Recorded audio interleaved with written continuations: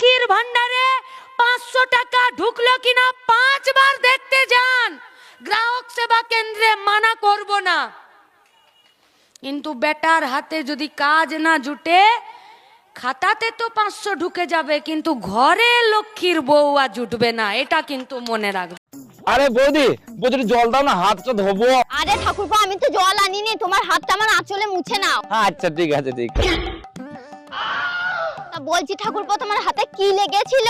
আরে বৌদি তেমন কিছু নাই, ওই হেগি ছুটিছিলাম তো, অল্প বেশি হাতে একটু গু লেগেছিল। ঠাকুরপো নি বলছে কি বললি তুই? আমার আঁচলটা তুই আর মুছে জায়গা পেলি না, মুখাচ্ছ ডাক্তার। সব লাগিয়ে দিল। ডাক্তার দেখেন তো আমার বিড়ালের কি হয়েছে। আমি ডাক্তার না, সিরিয়াল লিখে আগে আপনার নাম বলেন। আমার নাম শারমিন আক্তার রিমা। সমস্যা কি হয়েছে সেটা বলেন। কি সে জানি কামড় দিছে, লেজ ফুলে উঠছে। আরে আমার না, বিড়ালের। আমার জামাই কালা হয়েছে তো তোর কি? তুই কি আমার জামাই কালা চুমা দিবি? তুই আমার জামাইটা কালা কস, কালা হইলে কালা, তো তোর সমস্যা কি? আমার কাছে বালা। মা 1 থেকে 50 এর মধ্যে যে কোনো একটা নাম্বার কাও তো। 5। তার মানে এই 5 দিন তুমি কোনো কাজ করবে না, তোমার সব কাজ আমি একা করব, তুমি রেস্ট নিবা। মা তুই আমার আরেকটা বার সুযোগ দে মা। আরে আমার মা আমার দিয়ে কোনো কাজ করাতে চায় না, এইজন্য মা তো কষ্ট পাইতেছে। আচ্ছা মা 1 থেকে 50 এর মধ্যে একটা নাম্বার বলো তো। 50। কি রে দোস্ত, তোর নাকি বুকে ব্যথা উঠছিল? আর বলিস না, বুকে প্রচন্ড ব্যথা হচ্ছিল। তা ডাক্তারের কাছে গেছিলি? হ্যাঁ রে দোস্ত, এইমাত্র ডাক্তার দেখায় আসলাম। তা ডাক্তার দেখে কি বললো? ডাক্তার দেখেই তো অজ্ঞান হয়ে গেছে।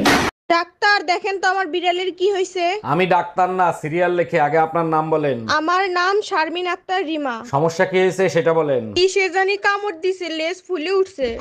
আরে আমার না, বিড়ালের। প্রত্যেকটা সফল পুরুষের পেছনে আমাদের মতো একটা মহিলার হাত থাকে। আমি তো সফল হতে পারছি না, আমি কি করব? তাহলে মহিলা পাল্টাও।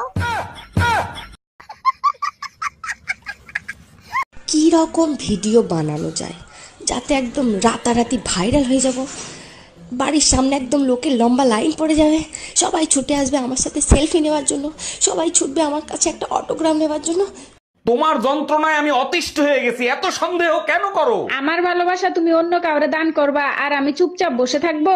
আচ্ছা ঠিক আছে, তুমি বলো কি করলে তুমি আমাকে বিশ্বাস করবা? আশেপাশে সব ভাবিদেরকে বোন বানাও, তাইলে আমি বিশ্বাস করব। ভাইজান শুনলাম আপনার বউ নাকি ড্রাইভারের সাথে পলাই গেছে। আর ভাবি বললেন না, চরম বিপদে পড়ে গেছে, এখন বলেন তো কি করি? আরে ভাইজান পলাই গেছে ভালো হয়েছে, এখন আরেকটা বিয়ে করবেন। বিয়ে তো আরেকটা করতে পারি, কিন্তু আমি তো ঘর জামাইছিলাম, আমারে কি এখানে থাকতে দিবে? এই জানো, বিজ্ঞানীরা চোর ধরা মেশিন তৈরি করছে। এখন তো চোর ধরা সহজ হয়ে যাবে, তাই না? হ্যাঁ, আমেরিকায় 100 চোর ধরছে, চায়নায় 200 চোর ধরছে। ওই মেশিন তো আমাদের দেশে দরকার, আমাদের দেশে কবে আনবে? আমাদের দেশেও আনছিল, যেদিন আনছে তার পরের দিন চুরি হয়ে গেছে। অনু, শুনলাম তোমাদের বাড়ি নাকি চুরি হয়ে গেছে। হ্যাঁ গো কাকিমা, 2 লাখ টাকা চুরি হয়ে গেছে। ডয়ার করে দেখি আর মাত্র 50 টাকা পড়ে আছে। তোকে বললাম না, আমরা 50 টাকাটা ওখানেই ফেলে এসেছি।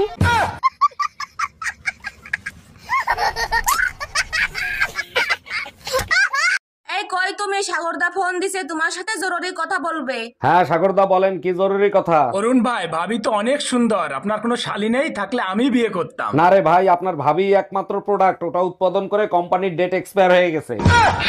ভাবি আমার জন্য একটা মেয়ে দেখেন তো, প্রেম করব। কিরকম মেয়ে লাগবে বলেন, খুঁজে দেব। এমন একটা মেয়ে দেখবেন যার মন ভেঙে গেছে, বেঁচে থাকার কোনো ইচ্ছাই নাই। সত্যি আপনি অনেক বড় মনের মানুষ, এরকম মেয়ে কেন খুঁজতেছেন? যার বেঁচে থাকার ইচ্ছা নাই, তার কিডনি বেঁচে আইফোন কিনবো।